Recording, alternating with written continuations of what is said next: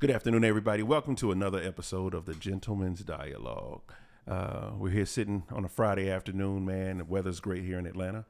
And I got one of my homeboys here with me today, chilling out with me, my boy Mike D. Mike D, what's up, my brother? Not much, Steve. I'm just chilling. Hey, I told Mike, I said, man, the next podcast, I zoom up, man. I need you to come and be my sidekick, bro, and let's talk about a couple things. So today we're gonna talk about cigars, something that I don't think that people get to talk about enough. You know, you have a lot of people that are the cigar aficionados, if that's the term we want to use. But there are a lot of people that are interested in smoking cigars, but they don't really know like what to do. Like, how do I even get started? And so it keeps a lot of people from entering into the world of cigars. So and there are a ton of cigars out there, and and everybody has their own favorite. You have people that can argue all day up and down that their favorite is the best, and others will do the same. But I brought Mike on because I would deem that Mike is somewhat an expert in cigars, and so Mike, man, let's talk about cigars, bro. First of all, what are your top three cigars, bro? Well, I'll tell you, Steve, I used to think that, buying these expensive cigars are, the expensive ones were the best. But what I've learned that they're not. It's basically based on your palate, what you like. Okay. So, we can argue all day what's the best, but, I smoke, I would say Liga Privada. Okay. Okay. That's one of my go-tos. I love Liga Privada. Matter of fact, I like Liga Privada, the Flying Pig. Okay. Okay. So that's one of my, that's your go-to. That's one of my go-tos, but mainly on the weekend. I like them because they're small and compact, but they last a long time. I got you. Okay. But another one is I like Arturo Fuente. Okay. The Hemingway. That's a good one. That's definitely a good one. But then also, there's some ones that cost $5, $6, $7, $8, man. That's just as good. Okay. But I like the smoke. Okay. Now, typically then, and when you're smoking a stick, what's your go-to drink for when you're smoking a stick? It's crazy because I didn't start drinking until I was 33. Wow. Okay. And the funny part about it is I was drinking Jack and Coke.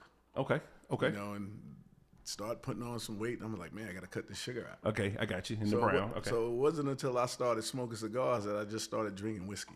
Gotcha. Whiskey, bourbon, scotch. Okay.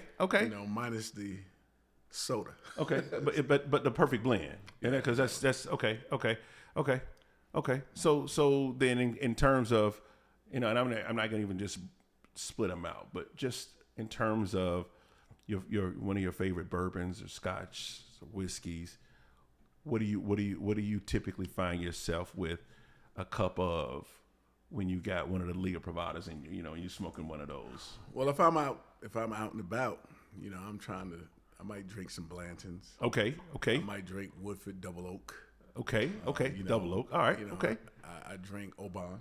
Okay. I like Oban. Good stuff. Well. Yeah, good stuff. But I've been testing my palate, so I've been drinking, a lot of different things that I would never have drank a while back. I got you. So, I'm trying new things. So, I try to, every pay period, go out and buy 2 or 3 bottles. And I got you. keep them Okay. in the house. Build a collection up. Okay. Build a collection up.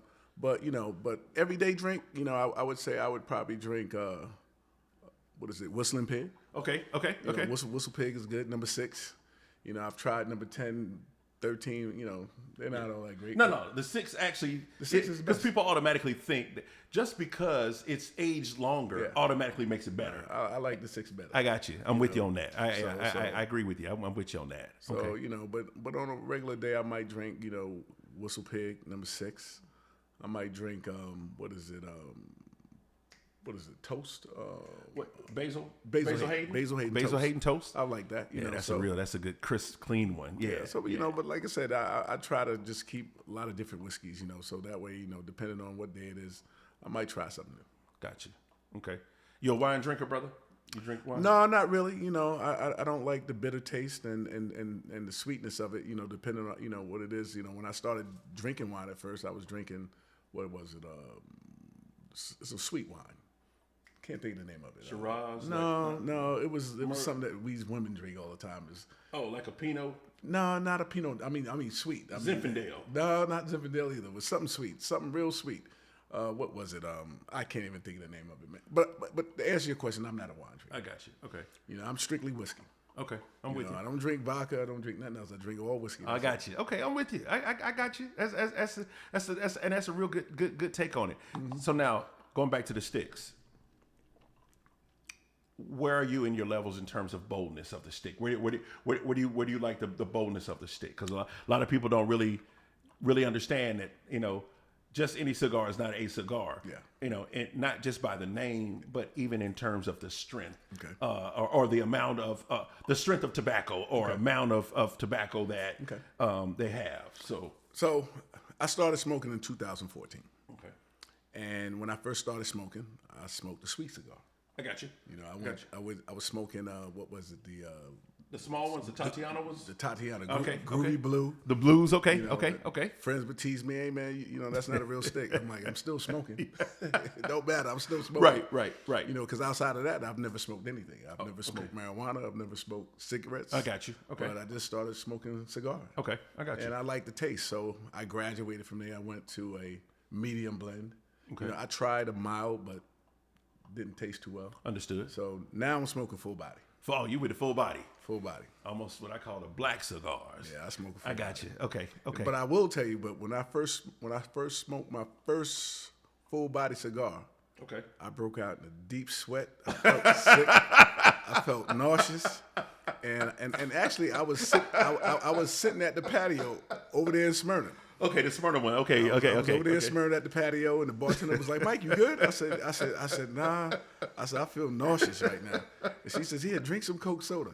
And about 15 minutes later, man, it brought me back down, and I never looked back. Okay. Now I will smoke mild medium as well, but I just don't smoke a mild cigar. I got you. Okay. That's interesting. Okay, so for somebody then, let's just say a beginner. Person's never smoked a stick before. Mm-hmm. You have a stick that you would recommend for them? Well, I'm gonna take them on the path that I went on. Okay. Smoke something sweet first. Got you.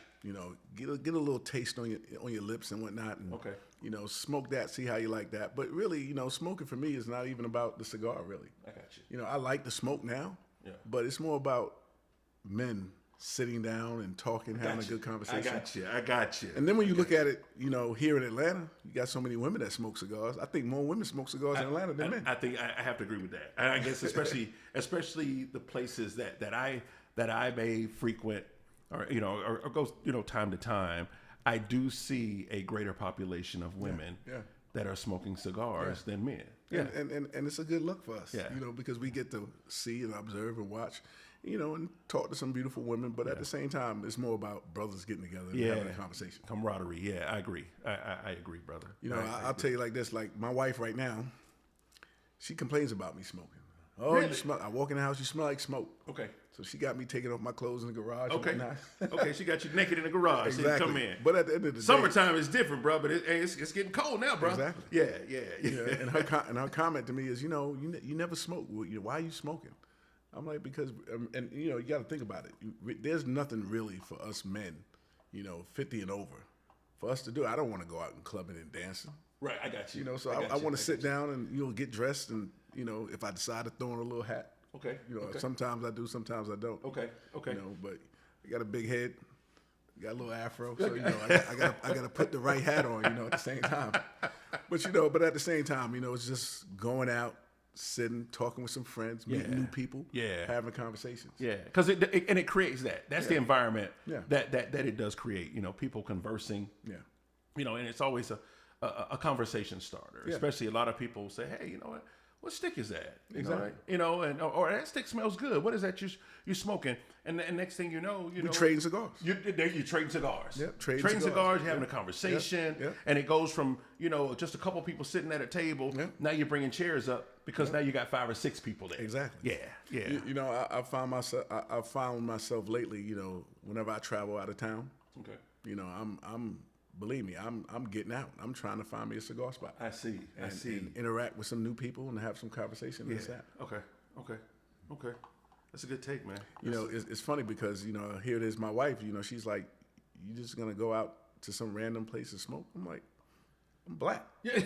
I'm from New York. I ain't scared to go anywhere. You know, no matter what hood I'm in, I'm going to go smoke. Right, you know? right. Because I know what I'm going to get. I Yeah. know what I'm going to get. I'm going to get some good conversation and meet some good new people. Plus, and you just brought up a really, really good point, right? You said, yeah, I'm going out. You know, yeah, I'm gonna find somewhere. You know, you say, hey, I'm from New York. Yeah. But you also have to think about it. And and you determine how you want to.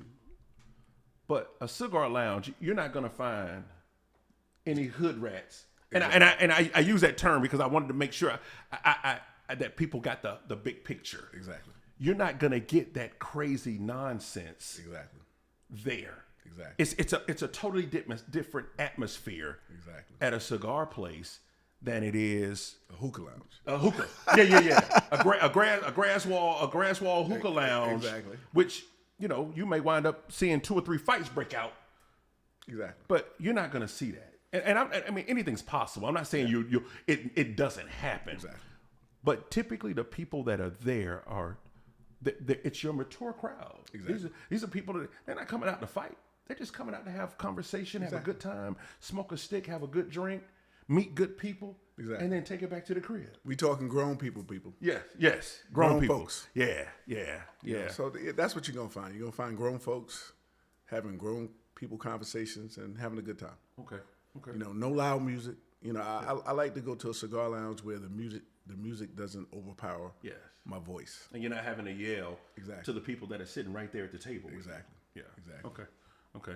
Yeah, you can. It's spots now, bro, where you're going for brunch, bro. You get heartburn, man, because the music's so loud, man. Exactly. The bass is hitting so hard, man. Yeah. And you know, it's like, man, it's 12 o'clock, man. It's 12 o'clock on a Saturday afternoon, man. I'm just having brunch, and so it is. It's a different vibe. Okay. Definitely a different vibe. Okay. All right. Anything else you want to add, man, to the cigar specials, man, to this edition? Well, I'll just say, if you're gonna smoke, learn your cigar etiquette. You know, learn how to put out your cigar, learn how to light it, because all that plays a part in it.